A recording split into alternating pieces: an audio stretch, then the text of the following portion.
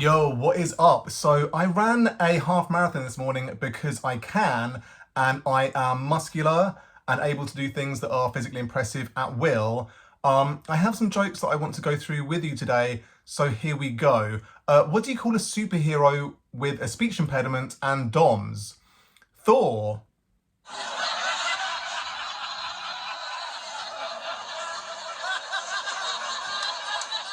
Did you hear about the nun who was addicted to holding religious clothing? She couldn't drop the habit.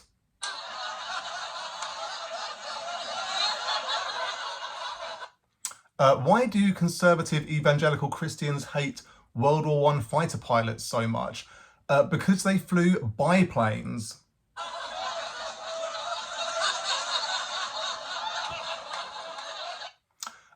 Why is being an electrician considered an easy job? Because it's light work.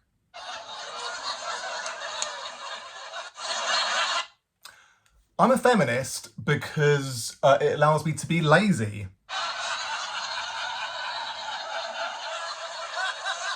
Feminism essentially equals the women can do it.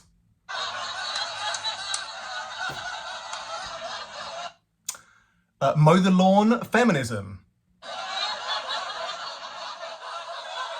Clean out the cat's litter tray, feminism.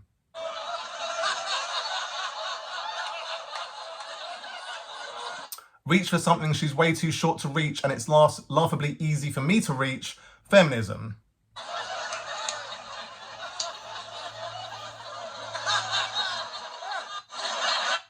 Victor Meldrew started a personal training business.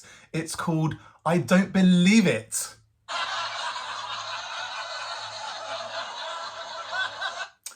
Where did the anorexic person spend their holiday? Nuneaton.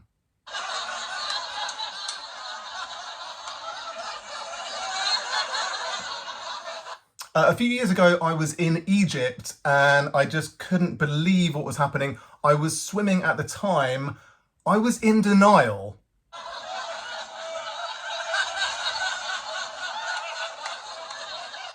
What's the oldest job in the world? Careers advisor.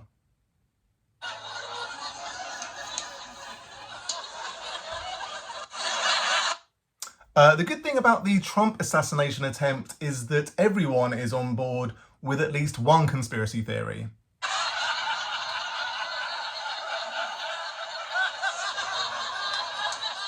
The woman starring opposite Tom Holland in the recent West End adaptation of Shakespeare's Romeo and Juliet is ugly.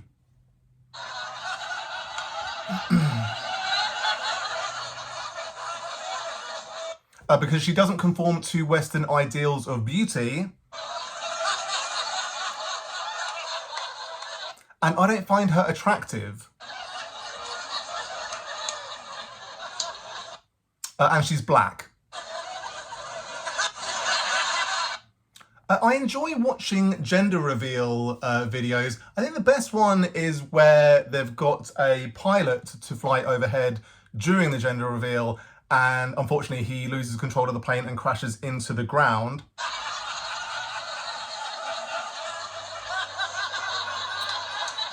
It represents a circle of life. Two idiots celebrating a mundane biological fact and a pilot dying for no reason.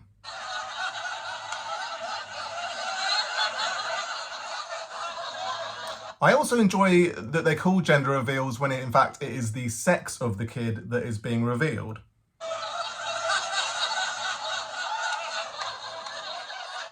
Have you ever heard the phrase, pressure makes diamonds?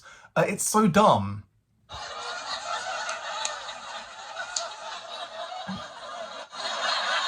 It's supposed to mean that the more pressure you're under, the better you'll get. But there are three essential problems to this theory. A, humans are not subterranean carbon deposits.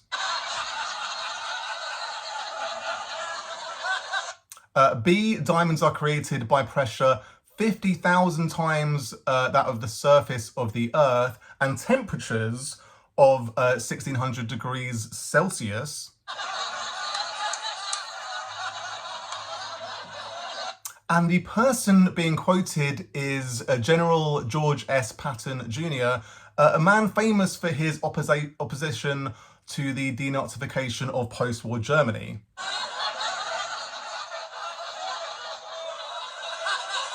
And presumably he considered himself to be a diamond.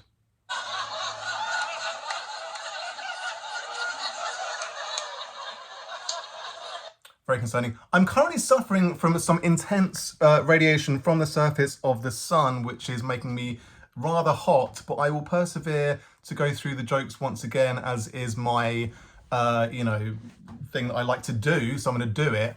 The first joke concerned what do you call a superhero with a speech impediment and DOMS. I get DOMS a lot. It is delayed onset muscle soreness. I have a lot of muscles. I get them by damaging the muscles and then them growing back bigger, which is referred to as hypertrophy. But the punchline is Thor, because a person with a speech impediment would say Thor instead of sore when they have sore muscles.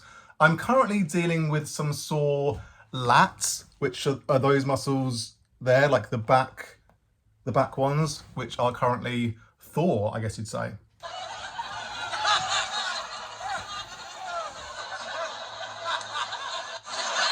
The nun who is addicted to holding religious clothing. Nuns wear habits, so that's all that's about, really.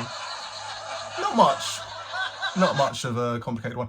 The conservative evangelicals hate anyone that isn't a straight white male, I guess. That's their main. Those are the main ones they hate. But I mean, yeah, like biplanes, they're obviously not bisexual planes. It's just the fact that there are two wing segments. Like it's a double wing situation, so that's why they're called biplanes. And that's the level of that joke, really. The electrician one, I think being an electrician is probably an incredibly hard job, as many manual jobs are. The reason that I am calling it an easy one is because it's light work, and light work is another term for easy job. So, electricians deal with lights.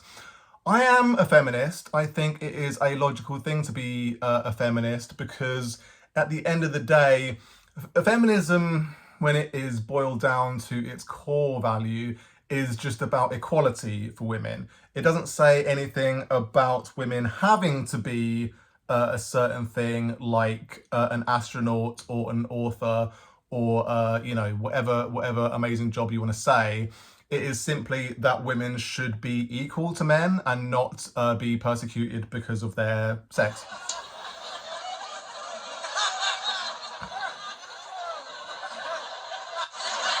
But I think the thing about, allowing women to do things can also be referred to as it leading to you being more lazy, because essentially, like, if a woman can mow the lawn, which is a feminist tenet, under the understanding that they should be able to do anything that a man can do, then that means that I don't have to mow the lawn. That means I don't have to clean out the cat's litter tray. That means I don't have to reach for things that are easy for me to reach, because the woman should do it, right?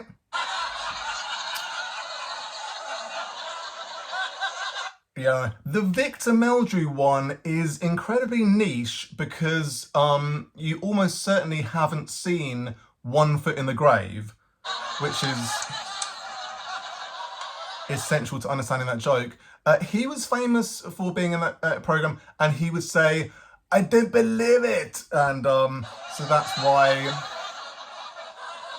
I don't believe fit. It's sort of like trying to fit that word in there. I don't know if it works or not. But when I was a kid, when I was a wee lad, I have vivid memories of sitting with my parents watching TV. There were only 3 or 4 TV channels when I was a kid. Much like Rishi Sunak, I was deprived of Sky TV when I was a lad, and it was deeply upsetting. Weird stuff. But yeah, there was One Foot in the Grave, which was about this old couple, mostly about the old dude who was Victor Meldrew, and he essentially, like every episode, he would get into a situation which he found very upsetting and annoying, and he would exclaim, "I didn't believe it!" And you'd laugh. You'd laugh at anything in the 90s, really. It was a real age of just laughing at any old nonsense. There were a slew of programs that I watched with my parents. It was basically like the only thing that was on. There was the better just protect my phone from overheating here. There was Last of the Summer Wine, which was a bunch of old people, and they would get up to like sexual innuendo stuff. It would be like some old people getting together and flirting and stuff like that, and it was pretty weird. But there was a joke that happened in every single episode, which was a play on "You'll never catch me going down a hill in a bathtub full of baked beans," and then it would cut to that person going down a hill in a bathtub full of baked beans.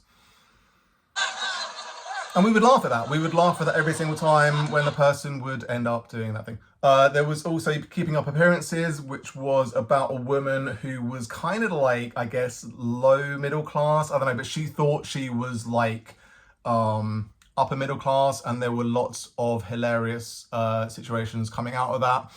There was also one called Heartbeat, which was about a 1960s sort of town village. There was like loads of crime there, and it was about this like handsome policeman who was going around solving crimes and flirting with women and doing lots of cool stuff. But my childhood was spent watching old people or programs set in the 1960s, because all the writers of shows in the 90s, I guess, were either old people, and that's it. Like, there wasn't any young people writing anything in the 90s. So where did the anorexic person go to on holiday? Nuneaton is a place in the UK which sounds like nun eating, I guess. So it's funny to joke about anorexia because it's a very upsetting illness to have, and probably not the best thing to joke about. But I like the name Nuneaton because it sounds like you are not going to eat anything there, I guess. I don't know. The one about being in Egypt and being, in the river there and being in denial is, I guess, it's like an old joke and it's probably been done like 1,000 times. But I like it, so I said it, and that's what I do in these videos, I guess. What is the oldest job in the world? The classic answer to what is the oldest job in the world is prostitute. But I don't know if there is like a cast iron answer to that question. I just like the idea of careers advisor being the answer because like you're thinking, what do I want to do? And there needs to be someone to answer that question. I don't know. The Trump assassination attempt was pretty surreal to witness in the news, and it has led to a lot of conspiracy theories cropping up, understandably, because it seems unfathomable no matter where you're from. I don't care for Trump in the slightest. I don't really like American politics en general, but I don't want to see anyone getting sniped in the head. I don't like the idea one little bit. But I've played enough computer games to understand that like shooting someone from that kind of distance, it didn't look far away, and from all the news stories that I've read about it, it seems, bizarre how this sequence of events was allowed to happen, and how this shooter was allowed to get so close, and how he missed so many times. Like, obviously he grazed him a little bit, but the whole thing sort of screams conspiracy theory, no matter what your political affiliation may be. So it is a very strange situation, to say the least. The woman starring opposite Tom Holland in the Romeo and Juliet play, it's weird. There's so much online hatred for this black woman, who apparently is incredibly unattractive, and every other woman who has played Juliet in a West End production of Romeo and Juliet has been incredibly attractive. It would appear. It's weird.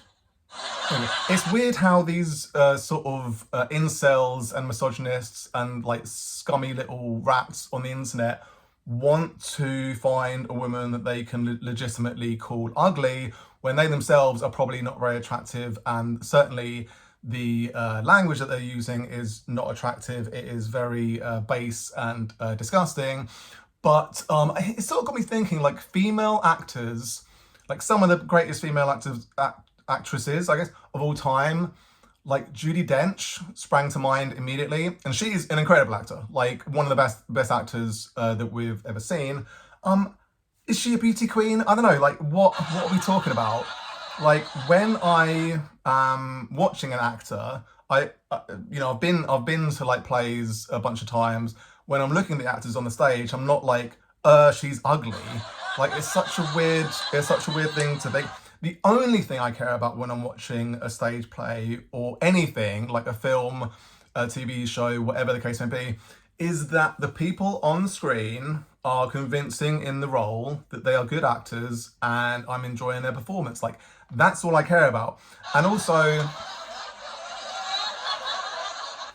the thing is, like, no one cares about West End performances. The only reason like people care about this one is because Tom Holland is starring it in an effort to get legitimacy as being an actor. Like, if you want to be considered a legitimate actor, you have to do some West End performances in order for your colleagues to respect you. Like, it's a common thing for film actors who have not had much experience in the West End to, once they become a successful movie actor, to go back to the West End, to go back to like whatever sort of legitimate acting platform they want to go to, do some stuff on stage, because then it means they might win some awards for acting on stage, which is a completely different and maybe harder thing to do than being in films. And that is why it's being talked about. The fact that she's black, it makes the whole thing very upsetting, because I feel like if it was a white woman and she was ugly, I don't think they would have gone after her to this extent. But because she's not, she doesn't conform to Western ideals of beauty, she's getting a lot of hate. And I don't really like seeing that, because I am a feminist and I like women to be treated nicely. I don't want to see them getting abused online, or anyone getting abused online. I do enjoy watching gender reveals on YouTube, stuff like that. It's a weird thing. There's so many of them. There's really a glut of gender reveals, and it's kind of like upping the ante. They're always upping the ante, like aeroplanes, like bursting balloons, cutting cakes, like all manner of explosives and everything else. It's a real crazy situation. We never did gender reveals for our two boys. I was of the mindset that I don't care whether it's a boy or a girl.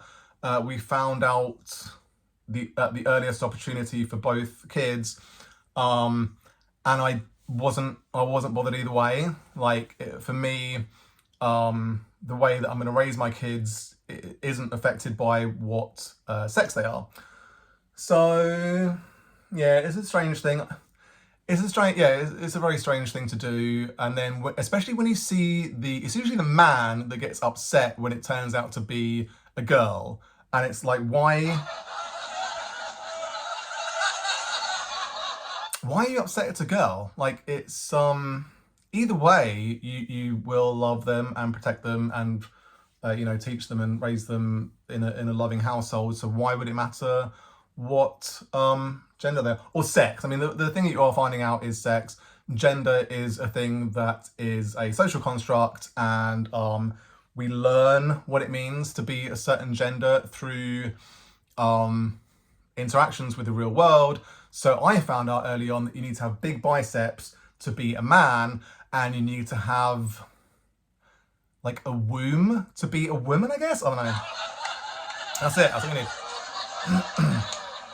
Have you ever heard the phrase pressure? Pressure makes diamonds is a common thing for sort of scummy entrepreneurs, online, personalities to say when they've been through horrible situations in their life, when they've been through very high pressure situations, they say pressure makes diamonds, and it doesn't make sense. Like, if anything, pressure causes nervous breakdowns. That's the real thing it does.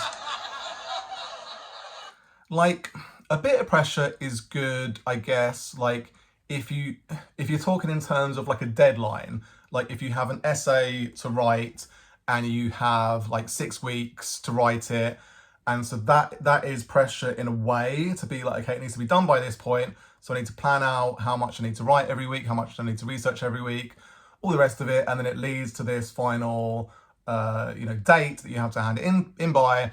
And that's like a good thing to write a piece of, critical analysis or what have you. It's also good for if you're doing like a bodybuilding show, or if you're doing some sort of photo shoot or whatever, to get in good shape.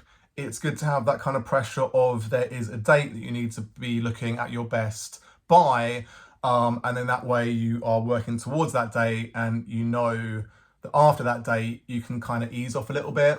And so if you're talking pressure in those terms, then that kind of part of pressure is fine. But when it's like, I wanna like crush myself, I wanna like work 18 hours a day and like not take any time off for my mental health, it's not conducive to being healthy in any way.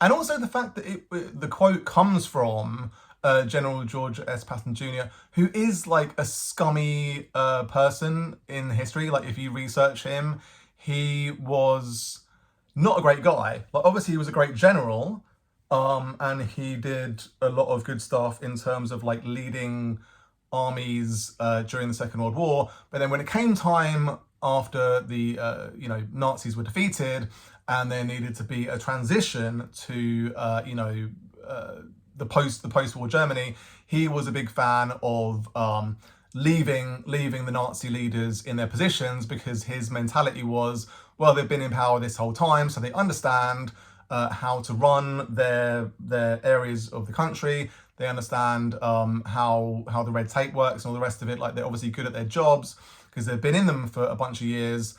But if you're going to move into a post-war Germany, is it a good idea to have like Nazi members of the Nazi Party still in those positions? I don't think so. The other complaints are that it's not only pressure that creates diamonds, it is a requirement that they start off as carbon deposits in the subterranean zone, and that there be not only pressure 50,000 times that of the surface of the Earth, there also needs to be temperatures in excess of 1600 degrees Celsius. So the whole thing is laughable and ludicrous and not a good thing to talk about. And why would you even want to be a diamond? Like, what does that even mean? I feel like the thing that you want to be is a good human. And so if we're going to talk about that, then it needs to be not talking about diamonds. It should be talking about humans. I'm sweating quite a lot because, as I say, I have this sun on my person and it will not go away. So it's just in the sky, like non-stop. And flat earthers would have you believe that it does not move. No, it does move. That's what flat earthers believe. It doesn't move. The earth doesn't move. The sun moves over the top of the earth. They're like such idiots. I don't know what their problem is. It's gone in now, so you get to see me being as white as is possible. Those are all the jokes that I wanted to go through. I hope you enjoyed them. I'm gonna go off and cool down now. Peace.